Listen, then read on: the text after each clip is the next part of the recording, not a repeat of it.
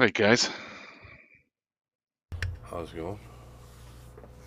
Oh man, Busy? Yeah. Well, it's everybody, just Don's crazy. here. Start our stream soon for anybody who's watching.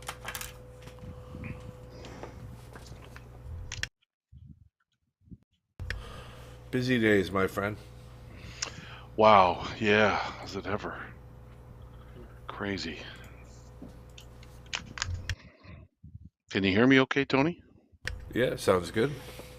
Good. Got our sound checks done. We're just waiting for you, so we're good to go. So, about 3.5 minutes out, we'll do the 1 minute countdown at when it passes at 2, and then you know the drill. You got it.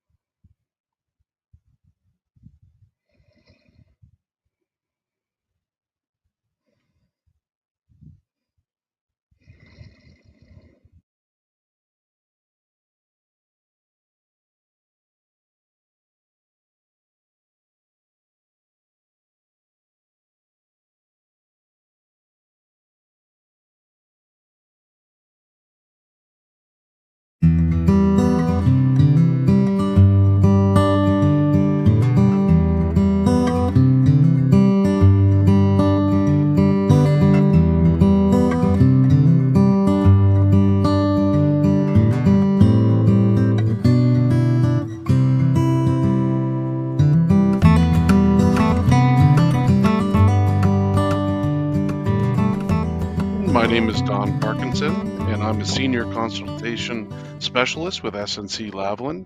Today, we are continuing our series of live stream topics as our project moves through the federal impact assessment process. The topics we are covering parallel our project activities, so we hope these will help our viewers and listeners better understand the project and provide input along the way. So let's get started.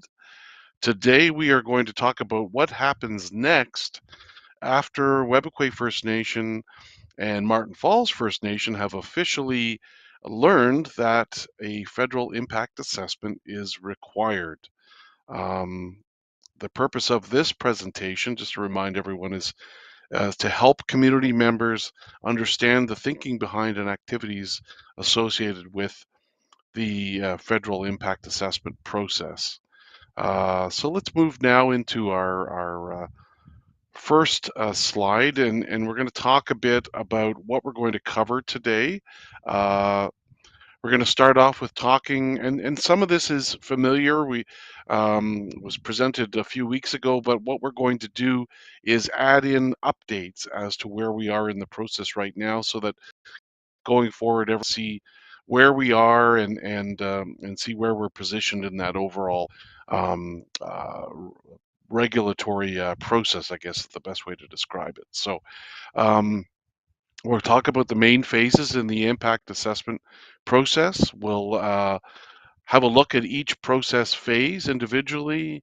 We'll talk about the coordinated EAIA process, and then talk about a quick comparison between the provincial environmental assessment and the federal impact assessment processes, which should be, I think, helpful for everyone.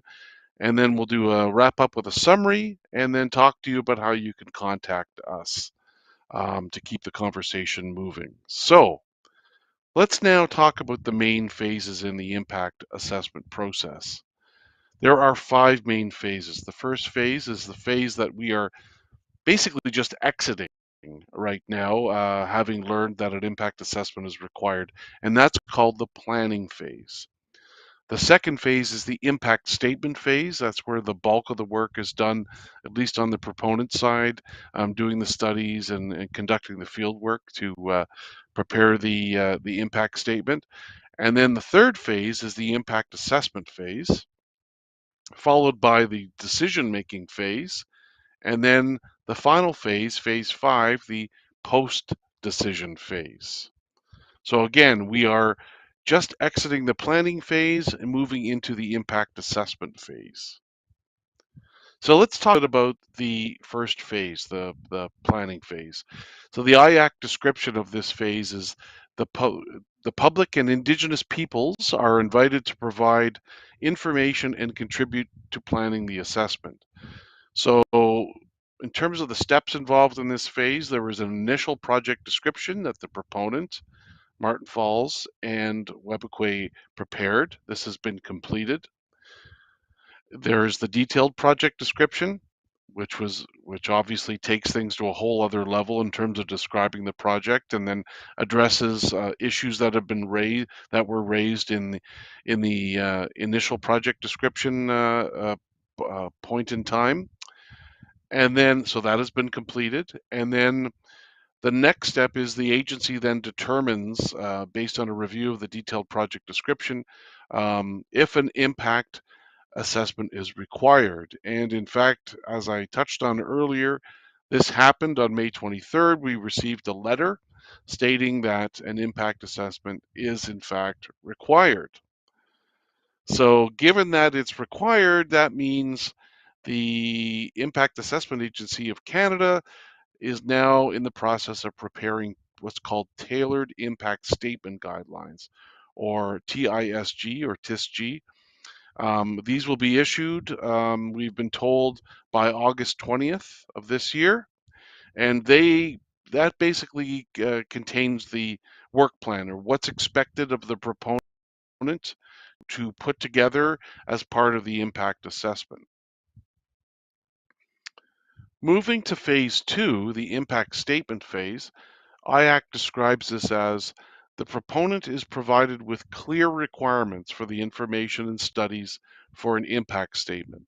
Sound science and Indigenous knowledge inform the impact statement. So when we talk about clear requirements for the information and studies for an impact statement, that basically refers to the Tailored Impact Statement Guidelines, or TISG. So the proponent collects information and conducts studies as described in the Tailored Impact Statement Guidelines. And in the course of doing that, and prior to starting that, study plans, which are are prepared for most activities or most disciplines. And these study plans they serve as sort of detailed descriptions as to how the work will be carried out. The proponent develops the impact statement. In the course of after having done the work, they develop the impact statement containing that information in the studies outlined in the TISG. Then, after that, the Impact Assessment Agency of Canada compares the impact statement with the tailored impact statement guidelines, or what's expected of the proponent to do as part of preparing the impact statement, and they look at it and see if it satisfies the requirements of the tailored impact guidelines. So, did the impact statement satisfy what was expected of it as prepared in that tailored impact statement guidelines?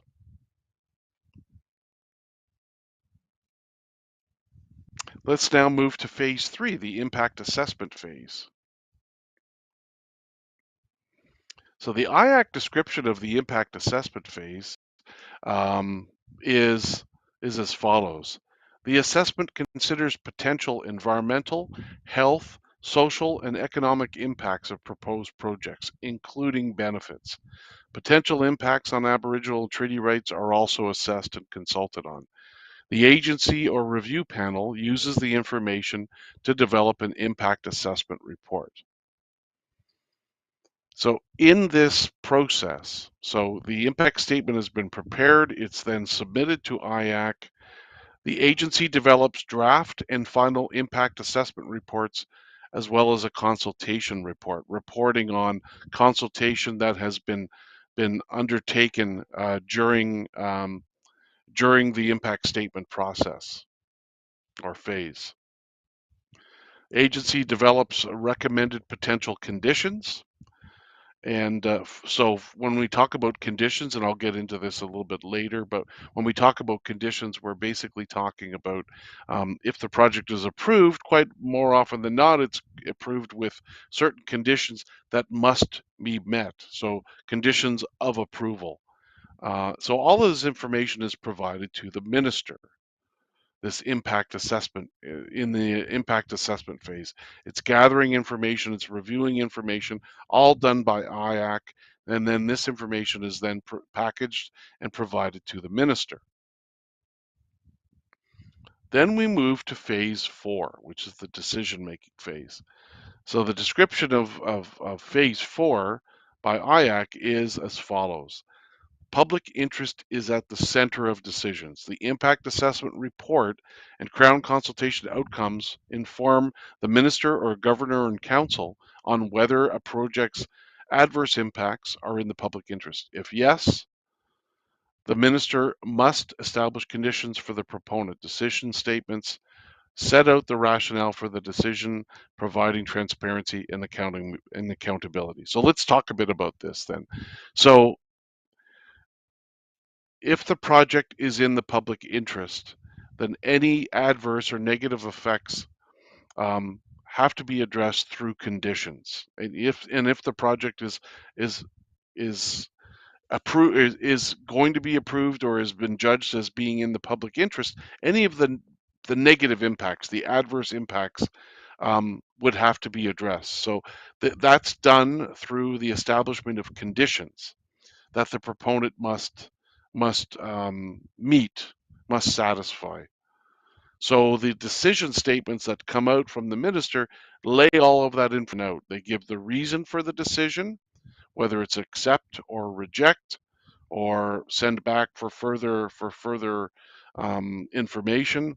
Um, these decision statements are transparent, are meant to be transparent so that people can clearly see the process, the steps, and the thinking behind the decision, and there's full accountability on the proponent, because there are conditions that are laid out as sort of the conditions of an approval if an approval occurs.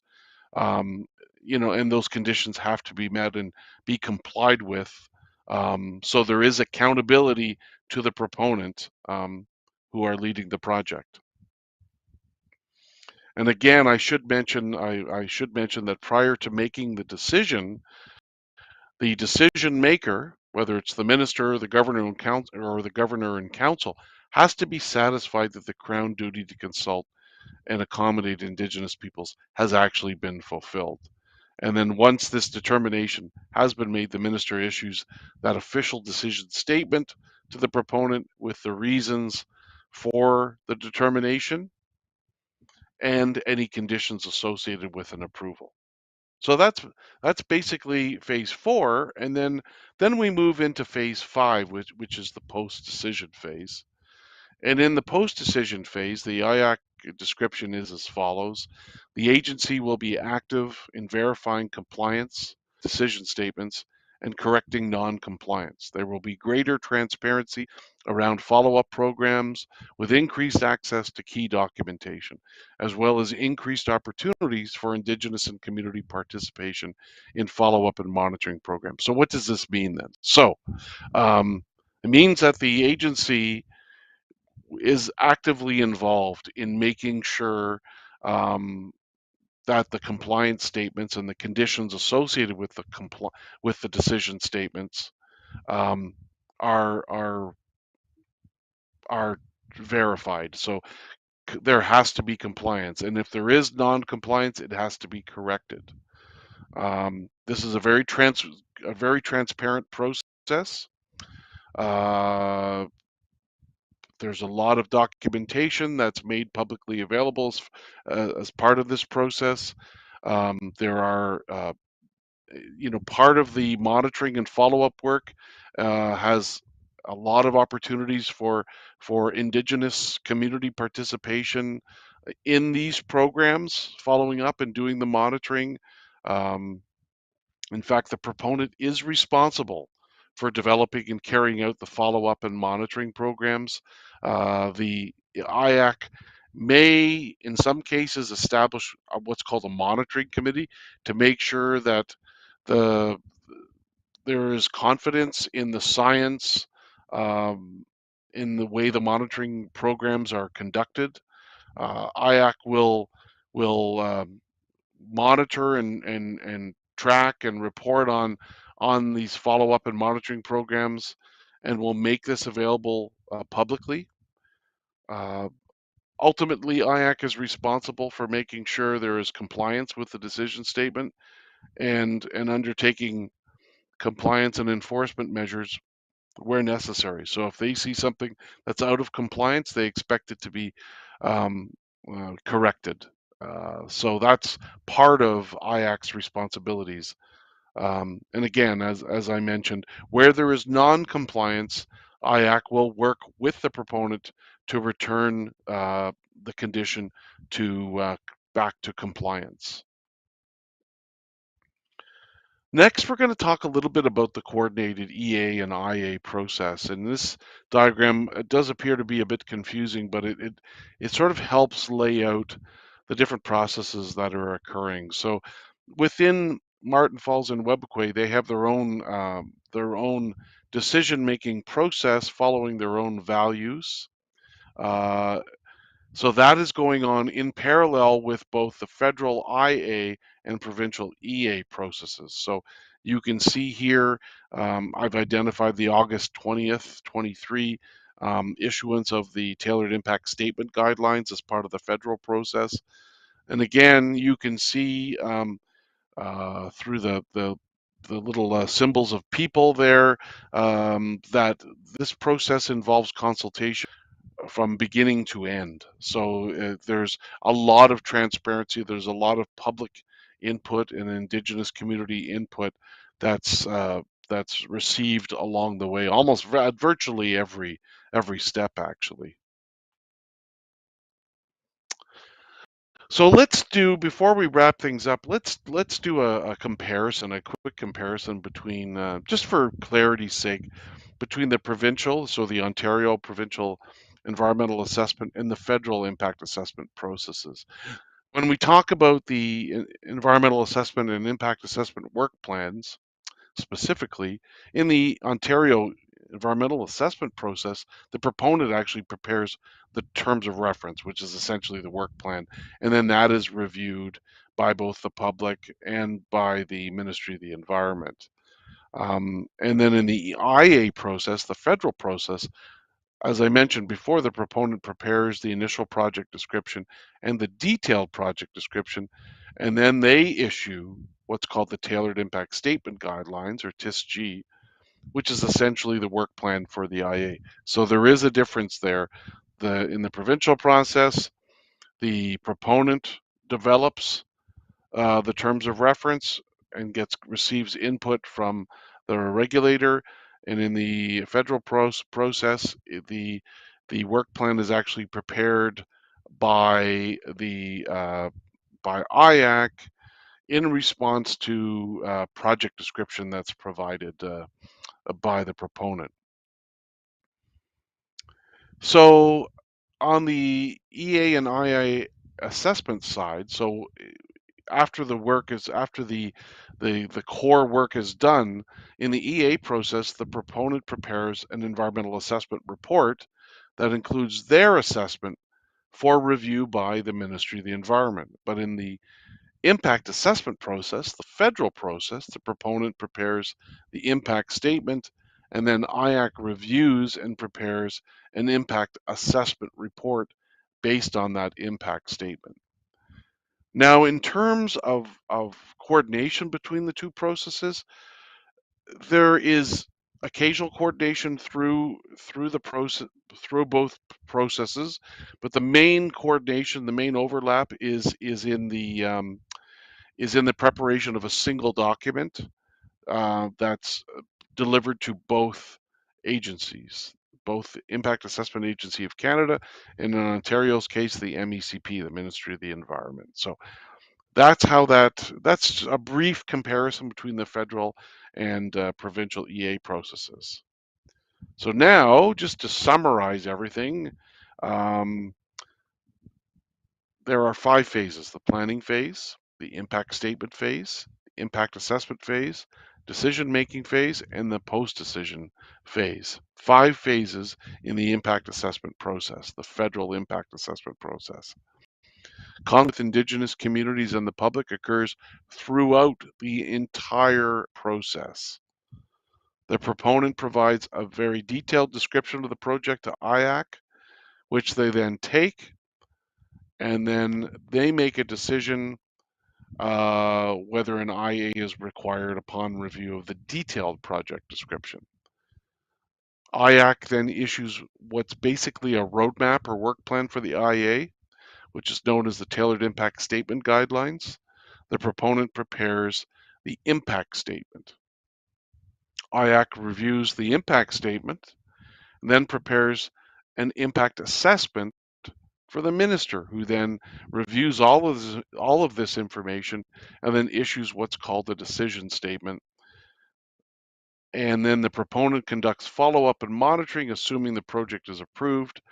They conduct follow-up and monitoring based on the conditions provided in the decision statement. And the role of IAC is to ensure compliance with the conditions that were tied to the decision statement. So it's quite a process, but it does make a lot of sense if you follow through the steps and see uh, what is done during those steps. So I hope this has helped clear things up for all of you, and I would encourage you now to to keep in contact with the project team if you have questions or comments about these presentations or about specifics of this project.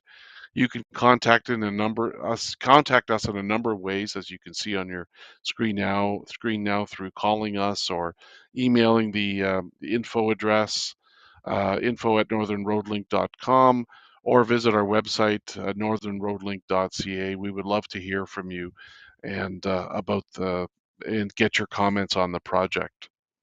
So that wraps up today's discussion. We hope this was helpful. We hope it encourages you to join us again in a couple of weeks. Don't forget to keep in touch with our project team members via the contact information that's available on our website, northernroadlink.ca. There's a lot of other information available there too, for you to have a look at, videos, different reports as well. So we hope you visit that, and we would love to visit your community as well, for an in-person meeting, or if that isn't uh, uh, preferable, we could meet in another location. But we would love to meet with your community and hear from your community and get your feedback on the project. So miigwech, and make sure to look out for project updates on social media and our website. Miigwech, see you soon.